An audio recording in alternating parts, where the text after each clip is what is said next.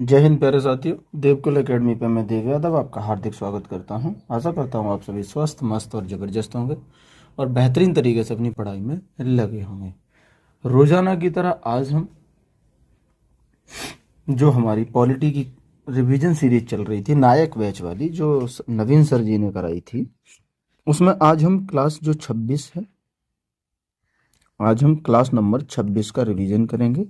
और कल हमने 25 का रिवीजन किया था, अब हम 26 का रिवीजन करने वाले हैं और डेली इसको कंटिन्यू रखते हुए बहुत जल्द इसको हम समाप्त करेंगे। ठीक है, तो बिना किसी देरी के हम चलते हैं अपनी क्लास की। आज हम राज्य के नीति निदेशक तत्व पढ़ने वाले हैं।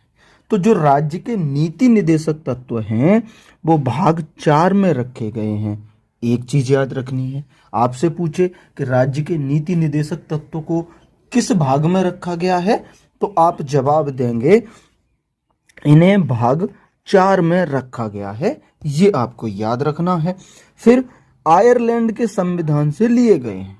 काफी बार ये प्रश्न पूछा गया है, इसको तुम 1000% इंपोर्टेंट करो कि नीति निदेशक तत्वों को किस देश से लिया गया है, तो आपका जवाब होगा कि इन्हें आयरलैंड से लिया गया है। तो दूसरी चीज आपको ये याद रखनी है कि नीति निदेशक तत्वों को आयरलैंड से लिया गया। फिर याद रखना है कि इनका बर्डन अनुच्छेद 36 से 51, यानी अनुच्छेद 36 से 51 तक राज्य के नीति निदेशक तत्वों को रखा गया। ठीक है, तो अनुच्छेद अगर पूछे तो आप अनुच्छेद 36 से 51 तक याद रखेंगे कि आर्टिकल 36 से 51 तक राज्य के नीति निदेशक तत्वों को रखा गया। क्लियर है?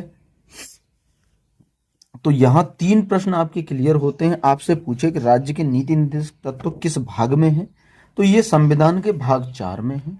किस देश से लिए गए हैं, तो इन्हें आयरलैंड से लिया गया है। इनका वर्णन किन अनुच्छेदों में है, तो ये 36 से 51 तक राज्य के नीति निदेशक तत्वों का वर्णन किया गया है। अब बात करते हैं उद्देश्य की। इनका उद्देश्य क्या है? लोक कल्याणकारी राज्य की स्थापना करना इनका उद्देश्य है। सामाजिक और आर्थिक न्याय इनका उद्देश्य है। और कानून बनाते समय डीपीएसपी को ध्यान में रखा जाए, ये इसमें कहा गया है कि कोई भी कानून बनाते समय जो राज्य के नीति निदेशक तत्व हैं उन्हें ध्यान में रखा जाए। ठीक है, अगली स्लाइड की तरफ बढ़ें। ये सकारात्मक हैं और डीपीएसपी प्रवर्तनीय नहीं है। ठीक है, ये प्रवर्तनीय नहीं है और ये सकारात्मक है। बात करें डीपीएसपी को अनोखी विशेषता किसने कहा है, तो ये डीपीएसपी को अनोखी विशेषता बी.आर. अम्बेडकर ने कहा है। और डीपीएसपी को संविधान की आत्मा किसने कहा, अगर ये पूछे, ग्रेनविल ऑस्टिन ने राज्य के नीति निदेशक तत्वों को संविधान की आत्मा कहा है। यानी डीपीएसपी को संविधान की आत्मा ग्रेनविल ऑस्टिन ने कहा। बात करें डीपीएसपी को सच्चा कूड़ादान किसने कहा, सच्चा कूड़ादान टी कृष्णामाचारी ने डीपीएसपी को सच्चा कूड़ादान कहा है। वहीं आपसे पूछे ऐसा चेक जिसका भुगतान बैंक अपनी सुविधा अनुसार करे, ये किसने कहा है, तो ये केटी शाह ने कहा है। यानी डीपीएसपी एक ऐसा चेक है जिसका भुगतान बैंक अपनी सुविधा अनुसार करे। ये कथन डीपीएसपी के बारे में किसने कहा है, तो ये केटी शाह जी ने डीपीएसपी के बारे में कहा है। ये आपको याद रखना है। फिर आपसे पूछे अनोखी विशेषता बी.आर. अम्बेडकर ने, संविधान की आत्मा ग्रेनविल ऑस्टिन ने, और सच्चा कूड़ादान पूछे तो टी कृष्णामाचारी ने इसे सच्चा कूड़ादान कहा है। ये पॉइंट भी आपको याद रखने हैं। आगे बात करें, संविधान के जीवनदायी प्रावधान किसने कहा, ये एल.एम. सिंघवी ने कहा है डीपीएसपी को। डीपीएसपी को लक्ष्य और आकांक्षाओं का घोषणा पत्र किसने कहा है, तो ये के.सी. वियर ने डीपीएसपी को लक्ष्य और आकांक्षाओं का घोषणा पत्र कहा है। वहीं डीपीएसपी को 3 तरह से वर्गीकृत किया जा सकता है। वो कैसे कैसे, जैसे आर्थिक और सामाजिक सिद्धांत। आर्थिक और जो सामाजिक सिद्धांत हैं उनमें आपके अनुच्छेद 38, 39, 41, 42, 43 और 43A आता है। तो आर्थिक और सामाजिक सिद्धांत में कौन कौन से अनुच्छेद आते हैं, ये प्रश्न आपका बन सकता है। तो आप याद रखेंगे कि अनुच्छेद 38, 39, 41, 42, 43 और 43A ये सब आर्थिक और सामाजिक सिद्धांत के अंतर्गत आते हैं। फिर आपसे पूछे गांधीवादी सिद्धांत के अंतर्गत कौन कौन से अनुच्छेद हैं, तो अनुच्छेद 40 है, 43B है, 46, 47 और 48 ये गांधीवादी सिद्धांत के अंतर्गत आते हैं। कौन कौन से, अनुच्छेद 40, अनुच्छेद 43B, 46, 47 और 48 ये आपके गांधीवादी सिद्धांत के अंतर्गत आते हैं। अगला है उदारवादी सिद्धांत। जो उदारवादी सिद्धांत है उसमें अनुच्छेद 44 आता है, 45 आता है और 48 आता है। 48A आता है, 49 आता है, 50 आता है और 51 आता है। ये उदारवादी सिद्धांत के अंतर्गत आते हैं। क्लियर है? यहां तक हमने भूमिका पूरी डीपीएसपी की समझी। अब हम एक एक अनुच्छेद को अच्छे से समझने वाले हैं। तो आर्टिकल 36 की आपसे बात करें तो इसमें राज्य की परिभाषा के बारे में बताया गया है। यानी राज्य की परिभाषा वही है जो भाग 3 के अनुच्छेद 12 में है। ये आपको याद रखना है कि अनुच्छेद 36 में राज्य की परिभाषा के बारे में बताया गया है और ये कहा गया है कि राज्य की परिभाषा वही है जो भाग 3 के अनुच्छेद 12 में है। क्लियर? अब आर्टिकल 37 की आपसे बात करें, यह निदेशक सिद्धांतों के कार्यों के बारे में अवगत कराता है। यानी डीपीएसपी के जो कार्य हैं उनके बारे में अवगत कराता है। जैसे वाद योग्य नहीं है डीपीएसपी, उल्लंघन पर सुप्रीम कोर्ट नहीं जा सकते। यानी राज्य के जो नीति निर्देशक तत्व हैं अगर उनका उल्लंघन करता है कोई तो आप नहीं जा सकते सुप्रीम कोर्ट, यानी वाद योग्य नहीं है ये। अगले की बात करें, अगला आर्टिकल है अनुच्छेद 38। 38 की अगर आपसे बात की जाए, राज्य सामाजिक, आर्थिक, राजनीतिक न्याय सुनिश्चित कर आय, स्थिति, सुविधाओं तथा अवसरों में असमानताओं को कम करके सामाजिक व्यवस्था को सुरक्षित एवं लोगों के कल्याण को बढ़ावा देने का प्रयास करे। ठीक है? इसमें क्या कहा गया है कि राज्य सामाजिक, आर्थिक, राजनीतिक न्याय सुनिश्चित कर आय, स्थिति और सुविधाओं तथा अवसरों में जो असमानताएं हैं उन्हें कम करेगा और सामाजिक व्यवस्था को सुरक्षित एवं लोगों के कल्याण को बढ़ावा करेगा। ठीक है? तो ये आपको याद रखना है। अब हम बात करें अनुच्छेद 38B। 38B क्या कहता है? आय की असमानता कम की जाए। आय की असमानता कम की जाए। जो ये 38B है इसे 44वें कॉन्स्टिट्यूशन अमेंडमेंट 1978 के द्वारा संविधान में जोड़ा गया था। अनुच्छेद 38B को यह भी याद रखना है और इसमें कहा गया है कि आय की असमानता कम की जाए। ये बात अनुच्छेद 38B में कही गई है और 44वें संविधान संशोधन 1978 के द्वारा इसे संविधान में जोड़ा गया। अगले की बात करें अनुच्छेद 39। ठीक है? बहुत अच्छे से हमें ये याद रखना है, बड़ा है, इसमें जो चीजें हैं उन्हें समझने का हम प्रयास करेंगे। सभी नागरिकों को आजीविका के पर्याप्त साधन का अधिकार है। जो सभी नागरिक हैं उन्हें आजीविका के पर्याप्त साधन का अधिकार है। दूसरा इसमें कहा गया भौतिक संसाधनों के स्वामित्व और नियंत्रण को सामान्य जन की भलाई के लिए व्यवस्थित करना। कुछ ही व्यक्तियों के पास धन को संकेंद्रित होने से बचाना। यानी कुछ ही लोगों के पास, यानी जो अमीर है वो अमीर होते ही चले जाए, गरीब है वो बेचारा गरीब होता चला जाए। तो ये चीजें इसमें कही गई, लेकिन आजकल ऐसा हो नहीं रहा। इस सरकार में हो वही रहा है कि जो अमीर है वो तो और अमीर होता चला जा रहा है, जो गरीब है बेचारा वो पिसता चला जा रहा है। ठीक है? आगे बात करें पुरुषों और महिलाओं दोनों को समान कार्य के लिए समान वेतन की जो बात कही गई है वो अनुच्छेद 39 में ही कही गई है। बाकी श्रमिकों की शक्ति और स्वास्थ्य की सुरक्षा का ध्यान रखना चाहिए, ये भी 39 में बोला गया है। बच्चों के बचपन एवं युवाओं का शोषण न होने देना। यानी बच्चों के बचपन का शोषण नहीं होना चाहिए और युवाओं का भी शोषण नहीं होना चाहिए। ये बात 39 में कही गई है। क्लियर है? अगले की अगर हम बात करें अनुच्छेद 39A। 39A क्या कहता है कि समान एवं निशुल्क विधिक सहायता, समान एवं निशुल्क विधिक सहायता अनुच्छेद 39A में इसके बारे में कहा गया है। और ये 42वें संविधान संशोधन 1976 के द्वारा अनुच्छेद 39A जोड़ा गया था। कब?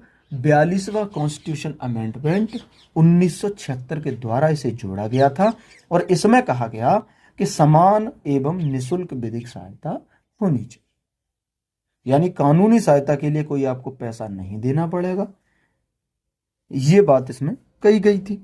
फिर अनुच्छेद 40 आता है। अनुच्छेद 40 में ग्राम पंचायतों के गठन के बारे में बताया गया था कि ग्राम पंचायतों का जो गठन है वो अनुच्छेद 40 के अनुसार होगा।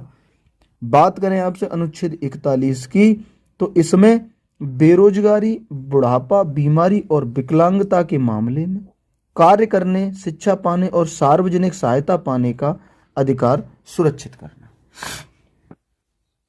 अनुच्छेद 41 क्या कहता है कि बेरोजगारी, बुढ़ापा, बीमारी और विकलांगता के मामले में कार्य करने, शिक्षा पाने और सार्वजनिक सहायता पाने का अधिकार सुरक्षित करना, ये बात अनुच्छेद 41 में कही गई है। अब बात करें अनुच्छेद 42 की। 42 हमारा कहता है कि राज्य काम की न्याय संगत और मानवीय परिस्थितियों को सुनिश्चित करने एवं मातृत्व राहत के लिए प्रावधान करेगा। ठीक है, आगे बात करें अनुच्छेद 43 की। 43 हमारा क्या कहता है कि राज्य सभी कामगारों के लिए निर्वाह योग्य मजदूरी और एक उचित जीवन स्तर सुनिश्चित करने का प्रयास करे। वहीं ग्रामीण क्षेत्रों में कुटीर उद्योगों को बढ़ावा देना, ये बातें अनुच्छेद 43 में कही गई हैं। बात करें अनुच्छेद 43A की। 43A हमारा कहता है कि उद्योगों के प्रबंधन में श्रमिकों की भागीदारी सुनिश्चित करने के लिए राज्य कदम उठाएगा, यानी उद्योगों के प्रबंधन में जो श्रमिक हैं उनकी भागीदारी सुनिश्चित करने के लिए राज्य कदम उठाएगा। और ये याद रखना है, आपसे पूछ सकता है कि अनुच्छेद 43A कब जोड़ा गया, तो ये भी 42वें संविधान संशोधन 1976 के द्वारा जोड़ा गया था। क्लियर है। अनुच्छेद 44 की आपसे बात करें, समान नागरिक संहिता आर्टिकल 44 में है। वहीं अनुच्छेद 45 की अगर बात करी जाए तो सभी बच्चों को 6 वर्ष की आयु पूरी करने तक प्रारंभिक बाल्यावस्था, देखभाल और शिक्षा प्रदान करना। सभी बच्चे जो हैं उन्हें 6 वर्ष की आयु पूरी करने तक प्रारंभिक बाल्यावस्था, देखभाल और शिक्षा प्रदान करना, ये अनुच्छेद 45 में बोला। बात करें हम आपसे आर्टिकल 46 की। 46 हमारा क्या कहता है, तो इसमें राज्य समाज के कमजोर वर्गों, विशेषकर SC, ST और अन्य कमजोर वर्गों के शैक्षिक और आर्थिक हितों को बढ़ावा देगा, ये अनुच्छेद 46 में बोला गया है। वहीं आपसे अनुच्छेद 47 की बात करी जाए, पोषण स्तर, जीवन स्तर और सार्वजनिक स्वास्थ्य में सुधार करना, नशीले पेय पदार्थों पर रोक, ये अनुच्छेद 47 में कहा गया। अगले में हम आपसे बात करें अनुच्छेद 48 की। गायों, बछड़ों और अन्य दुधारू पशुओं के वध पर रोक लगाने तथा मवेशियों को पालने एवं उनकी नस्लों में सुधार करने के लिए अनुच्छेद 48 है, जिसमें ये सारे प्रावधान किए गए। फिर बात करें आर्टिकल 48A की। 48A हमारा क्या कहता है, पर्यावरण की रक्षा और सुधार करना तथा देश के वनों एवं वन्य जीवों की रक्षा करना, ये आर्टिकल 48A में कहा गया है कि आपको पर्यावरण की रक्षा करनी है, उसमें सुधार करना है तथा देश के वनों एवं जो वन्य जीव हैं, यानी हमारे भारत में जितने वन हैं, जो इसमें बोला गया है कि देश के वनों यानी भारत के जो वन हैं उनकी हमें रक्षा करनी है, इन वनों की हमें रक्षा करनी है। बाकी जो वन्य जीव हैं उनकी भी रक्षा करनी है, वन्य जीवों की भी रक्षा करनी है, ये 48A में बोला गया। बात करें कि पर्यावरण संरक्षण अधिनियम 1986 में आया था। वहीं वन्य जीव संरक्षण अधिनियम की बात करें तो 1972 में, और वन संरक्षण अधिनियम 1980 में आया था। आप किसी भी एग्जाम की तैयारी कर रहे हो ये आपके लिए 100% महत्वपूर्ण है कि पर्यावरण संरक्षण अधिनियम 1986 में, वन्यजीव संरक्षण अधिनियम 1972 में और वन संरक्षण अधिनियम 1980 में आया। यहाँ हमारी क्लास नंबर जो 6 थी वो समाप्त होती है। मिलेंगे आपसे कल अगली, सॉरी 6 नहीं 26, क्लास नंबर 26 का रिवीजन कंप्लीट होता है। मिलेंगे हम आपसे अगली क्लास में क्लास नंबर 27 को लेकर, जो सर ने बहुत बेहतरीन तरीके से समझाई है। आप पूरी क्लास देखना चाहें तो सर के माध्यम से देख सकते हैं और उसके बाद रिवीजन मेरे माध्यम से करना, क्योंकि आपको बेहतर तरीके से समझाना वो सर कराएंगे और बाद में जो आपको रिवीजन करना है, बाद में जो रिवीजन करना है वो मैं करा दूंगा आपका बहुत ही बेहतर तरीके से। ठीक है, रिवीजन जो आपका है वो मैं करा। इसी के साथ आज की क्लास को यहीं समाप्त करते हैं। मिलेंगे हम अगली क्लास में और आप सभी को दीपावली की बहुत सारी ढेर सारी शुभकामनाएं। हमारे यहाँ दीपावली आज मनाई जा रही है, कुछ लोगों के यहाँ कल मन चुकी है, हमारे यहाँ आज मनाई जा रही है। तो आपको दीपावली की ढेर सारी शुभकामनाएं।